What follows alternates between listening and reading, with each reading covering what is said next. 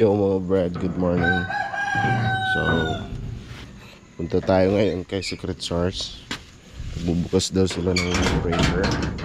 So, sana may makuha tayo mga outdoor shits and hindi tayo malate papunta doon. Ano nga pala, 5 o'clock umaga. So, ano lang tayo. Let's go guys. Dito na tayo mga Brad sa Secret Source. So, ewan ko kung anong bubuksan ngayon dito, pero may mga bundle.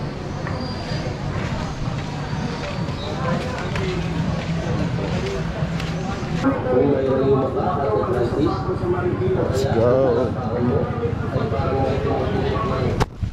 So mga Brad, kararating ko lang sa bahay and i-flex ko sa inyo yung mga nakuha ko kanina kay Secret Source.